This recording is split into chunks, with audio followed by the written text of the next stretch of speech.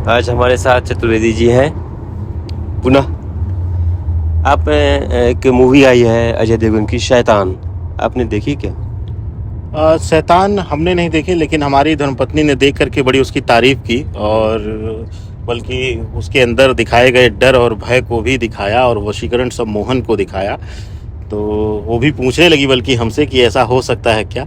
तो हम भी यही पूछने वाले थे कि जो उसमें कुछ खिला करके उसको वश में किया गया था, तो क्या ये संभव है कि कैसे है, क्या है? देखिए, सम्मोहन, वशीकरण और उच्चाटन, यह 3 भैरवी तंत्र की ऐसी क्रियाएं हैं जो कि धरा पर आज नहीं अनादिकाल से इसका प्रयोग किया जा रहा है। लेकिन इसमें क्योंकि 99% झूठे लोग हैं और सिर्फ इस विषय पर धनार्जन करने का सोचते हैं, तो इसके लिए कुछ भ्रांतियां और भ्रम भी पैदा किए गए हैं। लेकिन जितना हमने तंत्र पर, ज्योतिष पर, अध्यात्म पर हमने शोध किया है और मंत्रों पर, मंत्र सिद्धियों पर, मंत्रों की ताकत पर, तो उसमें यह प्रमाणित है कि अगर विधि अनुसार क्रियाएं की जाएं तो सम्मोहन या वशीकरण किया जा सकता है। यह 100% प्रमाणित है शास्त्रों के अनुसार भी,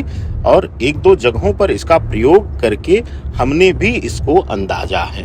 अच्छा, ये बताइए कि जैसे उसमें कुछ वो लड्डू खिलाया था फिल्म में जी, तो क्या कुछ खिलाने से ही होगा या फिर दूर बैठे से भी हो सकता है ऐसा? देखिए, तंत्र में ऊर्जा अध्ययन में कहा गया है कि जैसे आप मेरे सामने जब बैठे हुए हैं अरुण जी, तो इस समय भी मैं मंत्रों के माध्यम से आपकी ऊर्जा, आपकी मानसिक ऊर्जा को नियंत्रित कर सकता हूँ। यानी कि मैं आपके ऊपर सम्मोहन क्रिया कर सकता हूँ। और यह हमारे भारतवर्ष में ही नहीं, ये पाश्चात्य संस्कृति में भी इसका उदाहरण देखा गया है कि लोग कहते हैं कि बताई जाती है, वेल ट्रेन किया जाता है कि कैसे हम सामने वाले को बैठकर अपने प्रति आकर्षण ले सकते हैं या उसको अपने प्रभाव में रख सकते हैं।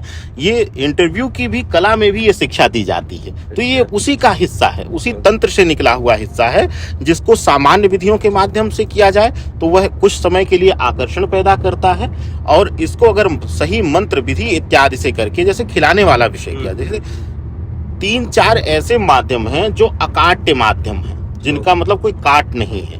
जैसे कुछ खिला दिया जाए अभिमंत्रित करके, या किसी का पहना हुआ वस्त्र अगर रहे जो कि वॉश ना किया गया हुआ हो और उसकी शारीरिक ऊर्जा उस वस्त्र में हो, ये दूसरा माध्यम ये हो गया।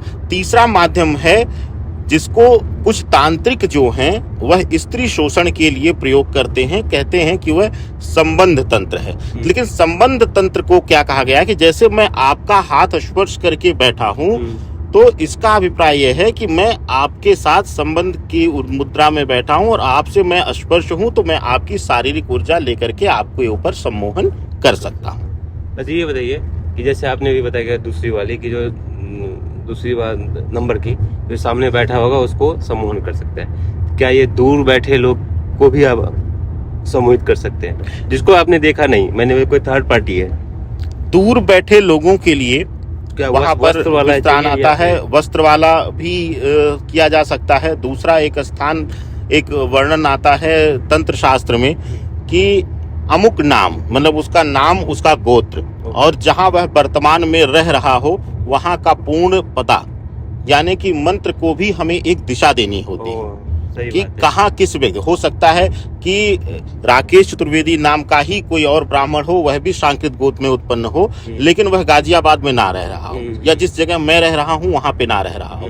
तो इसलिए पूर्ण पते के साथ, जैसे आप पूजन संकल्प भी लेते हैं, यह तंत्र में भी यही सेम प्रक्रिया होती है कि हम घर के एड्रेस का जिक्र उसमें करते हैं। मान लीजिए कि अगर सेम गोत्र, सेम नाम से अगर उसी घर में कोई रह रहा हो तो ऐसा हो सकता है, या फिर डेट ऑफ किसी का बर्थ तो प्लेस अलग अलग ही होगा, लेकिन अगर उस नाम से, उस गोत्र से दोनों ही घर में हो तब कैसे होगा? देखिए, नाम गोत्र से जब संबोधित किया जाए, अगर सेम नाम और सेम गोत्र से अगर किया जा रहा है, और अगर यह निकलता है कि उसी घर में उसी परिवार में, ये सत्यार्थ है कि अगर कोई बड़े परिवारों में पहले नाम रिपीट होते थे और अगर हो है तो जिसका भी शनि और राहु उस दोनों में से कमजोर होगा उस पर वह असर तुरंत कर जाएगा, स्वतः असर कर जाएगा। और जिसका राहु शनि बलवान होगा उस पर तंत्र असर नहीं करेगा। अच्छा ये बताइए, तो उसमें कोई आम आदमी भी कर सकता है अगर वो पुस्तक पढ़ के, या उसकी सामग्री क्या होती है? आजकल आप देखेंगे तो शहरी क्षेत्रों, पहले ग्रामीण क्षेत्रों में यह बढ़ावा था, लेकिन आजकल शहरी क्षेत्रों में आप देखेंगे पूर्णिमा अमावस्या के दिनों में आप अगर घर से निकलते होंगे सोसाइटियों में तो कहीं ना कहीं चौराहे पे कुछ सिंदूर, कुछ नींबू, कुछ खाने की चीजें इत्यादि फेंकी रहती है। आजकल महिलाओं के अंदर जो है वशीकरण को लेकर एक सनक है और इसका एक दुष्परिणाम भुगतना पड़ता है कि यह सब काली भैरवी तंत्र क्रिया के अंदर आते हैं। तो लोग पुस्तक पढ़ करके लोग करना शुरू कर देते हैं, लेकिन उसका वह मार्जन नहीं जानते हैं, मार्जन अभिप्राय उसका तोड़ निचोड़ नहीं जानते हैं कि उसके नकारात्मक ऊर्जा को हम कैसे शांत करेंगे। तो उसका भुगतान उस परिवार को करना पड़ता है, चाहे किसी भी रूप में, चाहे संतान के साथ दुर्घटना हो जाए, चाहे उनके साथ दुर्घटना हो जाए, मतलब जो एक क्रिया करता है उसके ऊपर हो जाए, वापस हो जाए। बिल्कुल, जैसे एक सम्मोहन का एक मोहन मंत्र है, ओम श्रीम धूम धूम सर्वमोहितु ठः ठः, यह भैरवी दक्षिणेश्वर काली तंत्र में जिक्र आता है।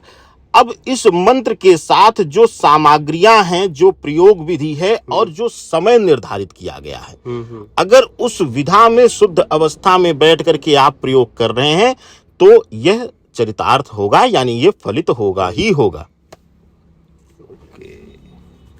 चलिए, बहुत कुछ जिज्ञासा था वो आपने मुझे बताया। बहुत बढ़िया अरुण जी, आपके साथ हमने देखा है कि कुछ ऐसे ही कठिन विषयों को लेकर आप आते हैं सनातन के, कि जो शायद जिस पर बहुत ज्यादा भ्रम रहता है। एक निवेदन आपके चैनल के माध्यम से मैं और करना चाहूंगा, विशेष करके स्त्रियों से, कि बेवजह के तांत्रिकों के चक्कर में मत पड़िए। सम्मोहन विधि, सम्मोहन उच्चाटन एक बहुत बड़ी क्रिया है और इस क्रिया को तब तक कोई नहीं कर सकता है जिसकी आत्मशुद्धि या मंत्र सिद्धि जिसके अंदर ना हो।